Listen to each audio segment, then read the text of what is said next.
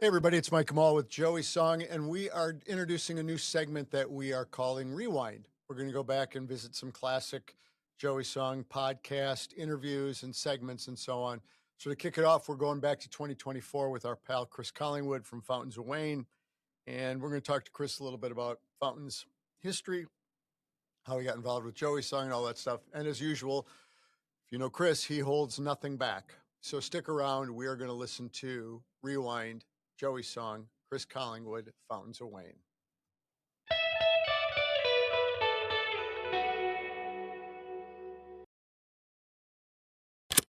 Welcome to the official podcast of Joey Song. You know, at Joey Song, we have one mission: raise as much money as we can so that research into finding treatments and cures for epilepsy can get the funding it needs. We would love your support. If you can subscribe and leave a review of this podcast, it will help more than you could ever know. If you have a couple extra mouse clicks left in you, go to YouTube and our YouTube channel, Joey Song, and subscribe. There, in less than 2 minutes with a couple of mouse clicks, you will have made it easier for others to find us and help spread the word. Now, if you want to do a bit more, head over to joeysong.org, consider buying a show ticket or some merch, or even making a donation. Thanks. You know, we'll beat this disease, and together we'll have some fun doing it as well. Join us. All right, let's do this.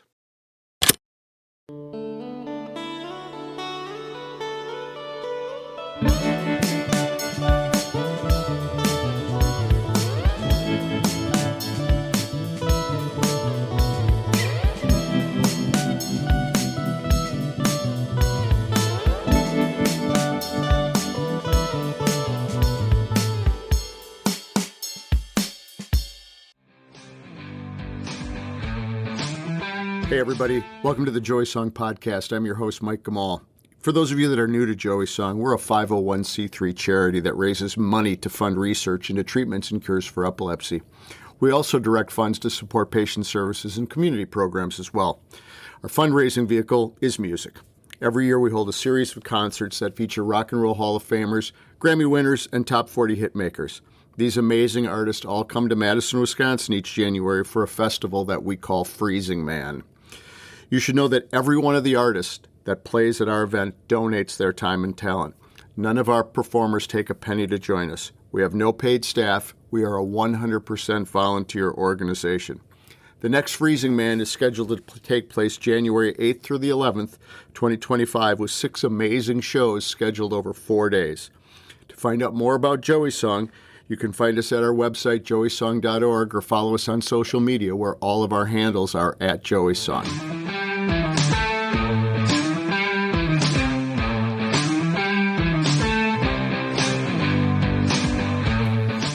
You know, the whole Joey Song experience for me has been a lot of ups and downs, as you can guess. A lot of ups, really, coming from, we all know, a pretty tragic event. But one of the best parts of this is I've gotten to know and become true friends with some folks that were my musical heroes and idols. And a lot of them are well known and have been longtime supporters of Joey Song. But the fellow that I'm about to talk to today, Chris Collingwood from Fountains of Wayne, his band is one of my North Stars when it comes to music. There's a line that goes from the Beatles to Cheap Trick through some other bands and goes right through Fountains of Wayne. And the music that Chris and Adam and Jody and Brian made will always be a cornerstone to my musical, whatever you want to call that anymore. You used to be able to say CD collection, but times have changed. So to get to know Chris, to be able to have hung out with him on numerous occasions, for him to always be there for Joey Song, for him to recommend his friends, the whole reason why Kay and Gail and Tanya and now the Bangles and all these people are with us is because of Chris and his connective tissue to make it happen. So I am a huge fan. I tried not to fanboy too much on this. We didn't talk a lot of Fountains of Wayne. I could turn this into a Roots length mini-series if we talked about Fountains of Wayne. But we kept it high level, but we talked about his songwriting process. We talked about some of his experiences at Joey Song and a few other stuff. So I'm easily as pleased to say this as just about anything else. Stick around for my interview with my good friend Chris Collingwood.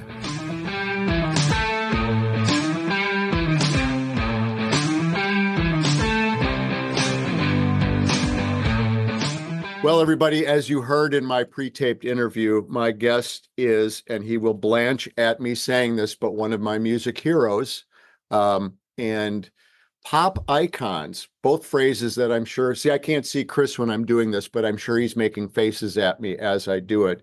But my guest is Chris Collingwood, lead singer from Fountains of Wayne. Chris, welcome.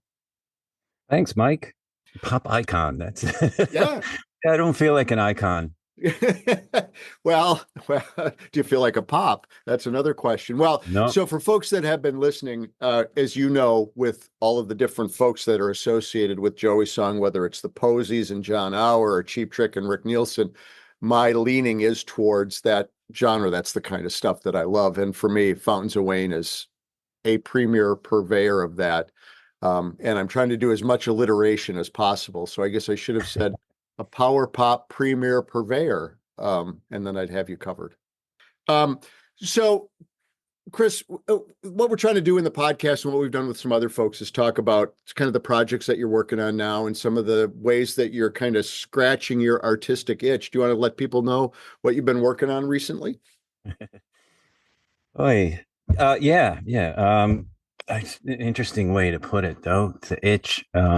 I haven't really had the itch, I don't think, since I was in my 20s. It's more like it's a different feeling now. But you and I were talking about this earlier. I had a rough like year and a half, to be honest, because I got the diagnosis about the cancer in my nose like in October, and I was already in the middle of a really horrible, deep, dark depression.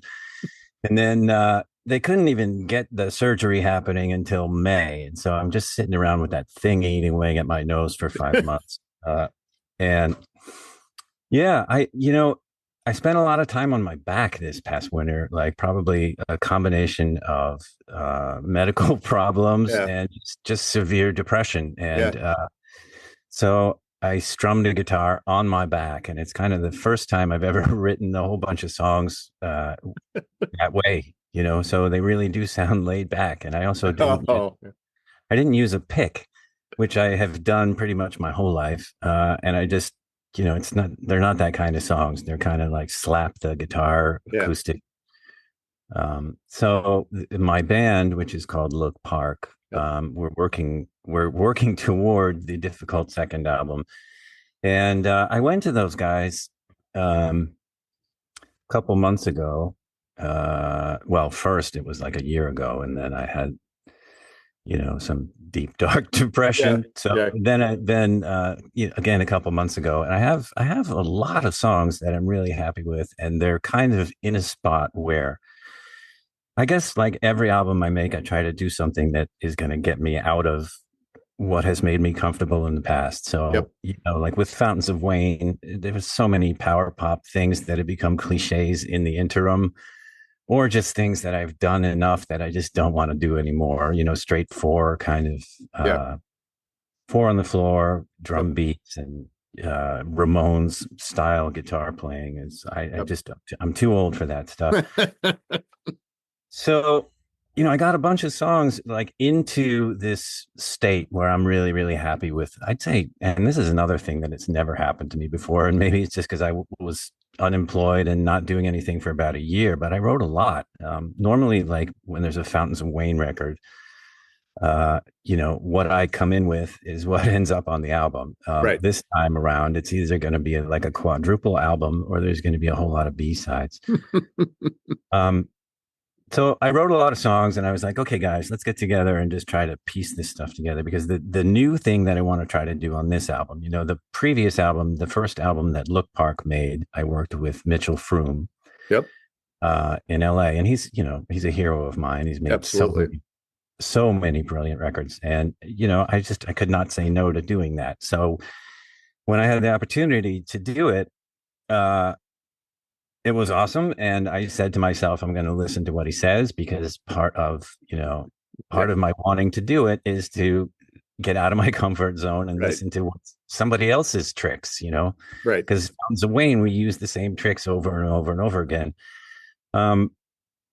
And this time around, it just occurred to me that every time I've made a record, and this is, going back with Fountains of Wayne as well, like the arrangements have all been written by myself. So, Adam as well, Right. either one of us, when we wrote a song, we'd come to the band and say, the drums go like this, the bass goes like, we'd have the whole arrangement done.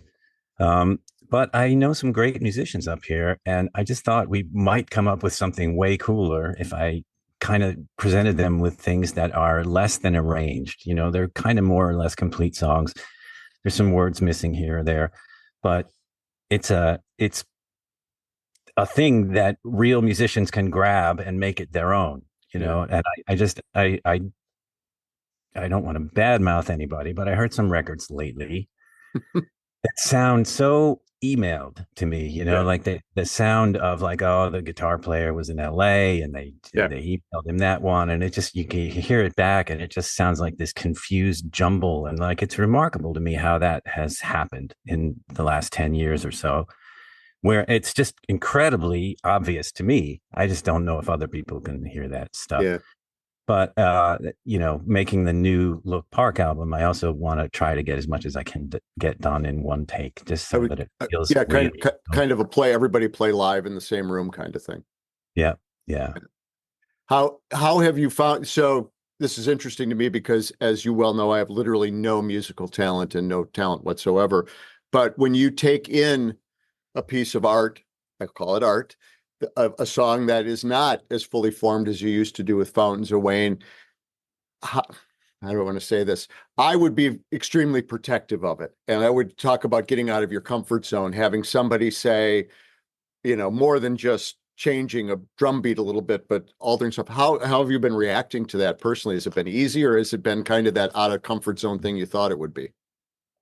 Well, I mean, this with the new project, we haven't started yet because like I think I got distracted trying to tell you this, but when I went to those guys and said, this is where I'm at, the two other main guys in the band, Philip and Scott, were like, yeah, I think we want to hear the songs first. And so now, Ah, I'm in that situation where I got to demo stuff for them and it's fine, but I really, really hate the idea of committing something to tape when there isn't, there are parts that aren't sure yet and things that I think I can iron out in the last 15% with the live band. yeah, And instead, now I'm going to have to sit here and like play it, and they're going to be able to hear from the way I play it what is the implied part they should play. And yeah, I guess it's unavoidable. yeah, yeah. Sorry, I'm No, wandering. that's as But as I said, and as again, people that have listened to this podcast regularly and hear me talk to folks like you, I find the whole process fascinating because it's not anything I can wrap my brain around. So I find it really interesting. So I mean, go ahead. no, I was just going to say, like, I think the goal is for the songs that land on the album to feel lived in. And like those emailed records, like it sounds like nobody's in the same pocket in the same groove. So I don't know. However, we get to that point. Um, yeah. Was that ever anything? I know you kind of already said that was not the Fountains of Wayne stuff. Were there moments in Fountains of Wayne where something changed?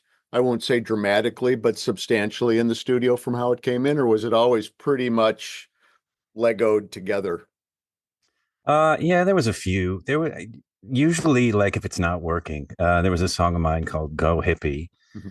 And we came in and it was originally like a folky kind of Yeah, drum machine, trippy kind of thing. And it just felt boring. I don't know, it lacked yeah, some magic. And so we just decided to like turn everything to 11 and play it really loud. And that was fun, yeah, that happens once in a while. But I mean, for the most part, with both Adam and myself, in his case, it's more extreme because he would literally write every song he ever wrote modeled on another song, yeah, So he would like take that other song and like figure out what makes it work and then copy the tempo and yeah, the style of it. But I mean, both of us, we would when we write, we're thinking about all the instruments in the band, So it wasn't a band really in that sense. I don't band means different things to different people. yeah, I have some friends here, and I played with them. Gosh, maybe 15 years ago. just this abandoned project that we did. And I was saying to the drummer, and it was, it was my song. So I'm like, okay, I think maybe not so much ride there at the end. It's getting too busy for my taste. And then it occurred to me, like in that moment, because I got a glare, like maybe just because I don't know any other experience. I've only Right. worked with Fountains of Wayne, and like Right. we're all like just we're dedicated to the end product, the song. But I guess for some people, being in a band means I'm the drummer. I make the decision what the drums do. Right. And yeah, we were never that kind of band. Yeah. Yeah. Yeah. Again, I don't have anything to reference. I guess the only thing would be whenever I've written something and somebody wants to change it, I get a little prickly. So I think I can understand that too. So Yeah. let's take a minute, and so I'm going to tell everybody your and my origin story, just so we know, because it's going to lead into why you've supported Joey Song. And you may or may not remember this, but you came through on that songwriters thing with Art and Max, and why am I forgetting the guy's name from Marcy's Play? John. Yes. And you got to pay for a little special pre-show, eat pizza with the band or something and talk. And we did all that. And I paid my money and ate pizza. And you and I went off in the corner, and we actually started talking politics because both of us are deeply interested in that type of stuff. And at the very end, I did what I've done with everybody whose music I admired and would like to be a part of it. I said, hey, I've got this charity thing.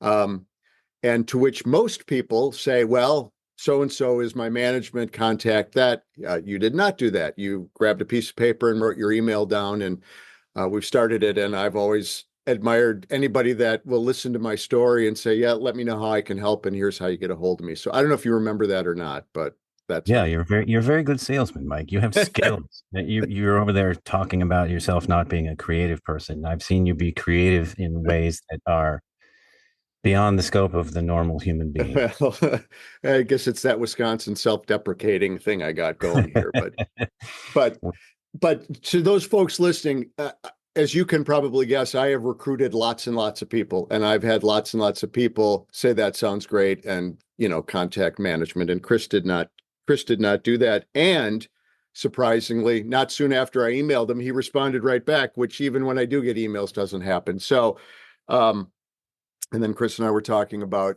Joey's song and what we were going to do. And I guess my question for you, Chris, and I'm not trying to put you on the spot here, is I would guess that you and other folks in your position have been hit on, for lack of a better phrase, with other charities and other things to help out with. Why us? Uh, well, you made a nice pitch. Yeah. Which is one thing. I hate when people are like, "Oh, this disease has affected me personally." It has. I mean, my wife's brother has some strange form of epilepsy that gives him seizures where he stares into space. Oh yeah, absent seizures. Yep. So there's that. But Yep. I like doing things that are good. And it's pretty hard to resist that particular event. I mean, Yeah. there's so many amazing people, and I don't know, it doesn't compare to anything else I've ever done, and it just feels like a huge family. And Yeah. um yeah It has certainly evolved into that. One of the pleasures that I get sitting back is watching the interaction on social media between folks that I know, connected, fellow artists that connected at that, and watching people like and do stuff. And I do agree with that. So you probably can identify with one of the best feelings that I've ever had as a musician, which is there were some fans of ours that met, through the band. And I think that one of the coolest things that ever happened, these people got to know each other. There was like this small circle of people that would come to most of our shows. And one of them was going through stage 4 cancer. And there were other people that met her through us that flew to be with her for her chemo and stuff. And that made me I cried. I was like, that's what it's all about. Like people who met because of me. Yep. like are now, Yep. doing this incredibly supportive thing for each other. It's Yeah. beautiful. When you can build that community, the and this is so superfluous, it does shouldn't even be a comment I'm about to make. But last year at the benefit when we did the cowbells, kind of stuff, and as people were leaving, I had a couple come up to me as they were clearing out the Sylvie and handed me the cowbell with a Sharpie and said, "We need you to sign this." And I made one of my usual. I made one of my usual. Oh God, you don't want to bring the value down on it. And they spent about 10 minutes telling me why epilepsy was important to them and how they've, again, it it sounds, we've heard it before, but how you feel alone when you're dealing with one of these diseases, and to see the community and to see that it's all handled in a positive, upbeat way. I think that's the other thing. And as Butch will tell you, he and I didn't sit down. There was no master plan to do this. It's all kind of evolved. But the fact that while we certainly hit people up for money at the event, we do it in a positive, communal kind of way, and that was one of the things they said to me. So I can relate to that. And I when I went back into the production office after signing a cowbell, I had kind of one of those moments that said, yeah, maybe we are doing some good here. Yeah, I mean, it's visibility is Yeah. probably your primary goal, right? And Yep. like, how can it not be visible with like the lineup that you manage Right. to assemble there every year? Yeah. Yeah. What's the current phrase? It's good to be seen. And I think people in Yeah. the epilepsy community feel seen. So before we wind down, I'll give you an A or a B on this question. Either what is your favorite memory so far of the Joey songs, or what are you looking forward to coming up this upcoming January for Joey song? You can pick either one. You can answer both if you'd like. Yeah, dang. Well, this was probably on the prep sheet, right? It's on the Uh, script. Chris, we're on page 4 of the oh, script. fuck. Yeah. Yeah. Okay. Here it is. Yep. I don't know if you remember this, but the first year that I came there, they just ad hoc decided to put together a few shows after Joey's songs. Yeah. So it was Yes. we're like 12 of us, like piled Yes. into cars and went and did some shows at little pizza places and stuff. Cranky Pats. Cranky Pats. Yeah. Yeah. And that was a blast. I mean, that it was not part of Joey's song. So No, but it's one of those add-on kind of things. Yep. yeah, but I mean, it speaks to the spirit of it, I think, because it was so like loose and rock and roll. And I don't know, I hadn't played in a tiny little bar like that in a very long time. And it was just threw me right back to college. But Yeah. I would, I think the choir this past, Oh yeah. like that was one of the highlights for me. And I hope you're bringing those guys back Yeah. because just the sheer power of Yeah. like that many voices like in unison like that was amazing. Yeah. That was I had recruited the choir, and Butch was the one who came up with the idea of doing that for. I'd recruited them because they had sang on Sam's song that Sam had written and Yep. played earlier in the night, and that was part of his college experience. And then Butch was the one that said, "Well, if we got a gospel choir, we got to sing that Foreigner song." And that end minute or so when Corey and the gal from the choir were kind of trading lines back and Yeah, forth. yeah, Good yeah. grief. Chills. Yeah, it was great. Good grief. Yeah, that's the real deal right there when I those mean, moments happen. yeah, Corey's does that to me when his mouth opens. Yeah. He either makes me laugh or he sends chills up my Yeah. spine. Yeah. Just amazing voice, that guy. Really, really does and really is. Well, I'm going to tell you my favorite story about you being part of it, and I'm just going to fanboy out. I've been doing some other podcasts, and I'm kind of introducing people to everybody's music, and I tell this story I did a kind of a Fountains of Wayne podcast, but I had been a fan of the first record, and timing with everything in my life went other directions, and I kind of lost track of the band. And I was traveling at the time, and I saw Glenn Tilbrook play at the 930 Club. And he was doing his acoustic, I think he called it Glenn Tilbrook Pub Entertainer. And he was doing Squeeze songs, but tons of covers. And he said, here's a song by a band I really like, Fountains of Wayne, and my ears kind of perked up. And he did Red Dragon Tattoo acoustic. And I kind of had that Scooby-Doo moment where I went, whoa, and it was like, how did I miss that you guys had put Utopia Parkway out? Went out and got it, and of course, loved the record from top to bottom. And when we were rehearsing on that Friday before the show, your first time here, and I had specifically requested that of you, and I was sitting off on the side, and you were running through Red Dragon Tattoo with the band. I was like, I don't think anything's going to top it. Now, unfortunately, something did is when this past year, when Rick Nielsen was playing "I Want You to Want Me" through the Budokan amp at my show. No offense, but that topped it. But None up until taken. then, that was pretty cool. But that for me. Although, and now that I think about it, you've already gone down to third, because when Jody was singing El Goodo too, that was something else. But you're still number 3 on the list. So, goddamn. Believe it or not, we actually heard about Glenn covering that song like secondhand as well.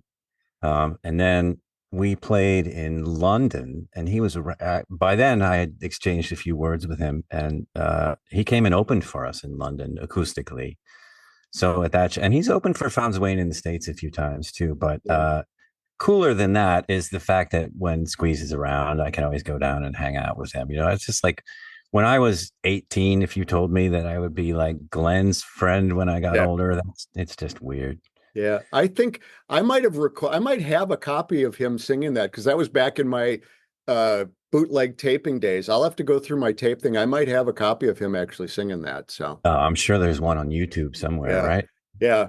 Glenn also, we've talked about this before. Justin Curry from Delamitri is one of my old time drinking buddies, and Glenn opened up for them a few times on some tours too. And that's a guy that just needs to have a guitar in his hand.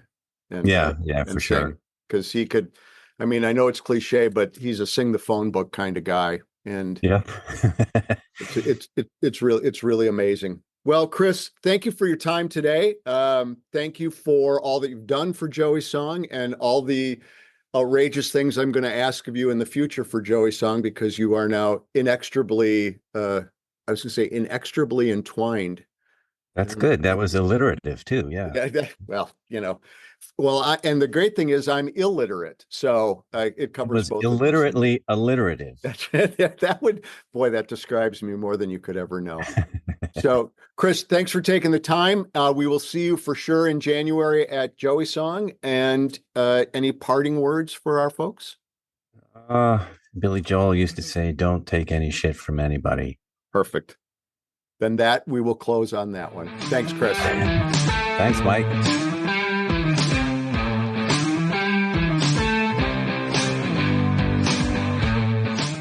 Thanks for joining us for the Joey Song podcast. Remember to visit our website, joeysong.org. Follow us on all our social media handles, which are at Joey Song. We'll see you guys at the show. Whoa, geez, sorry about the record scratch. Wait a minute. I forgot one thing. If you want to help us spread the word about Joey Song and our podcast, there's a few things you can do that are real simple that will help us. One of the things you can do is follow the show wherever you get your podcast. Give us a 5-star review. Why wouldn't you? And write a review. All of these things help our podcast and our cause get more traction and seen throughout the community. And if you wanted to tell a few friends about Joey Song and the podcast, that would be great as well. And of course, you can visit joeysong.org and follow us on social media. All of our handles are at Joey Song. Okay, I think that's it. We will see you guys at the show.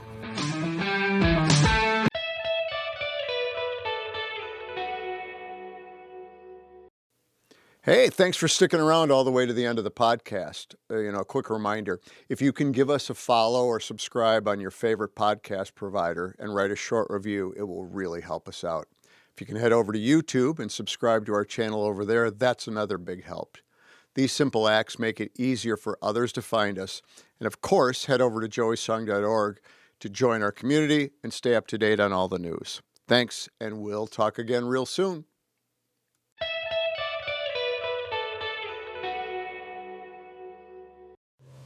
Learn more about Joey Song by visiting joeysong.org.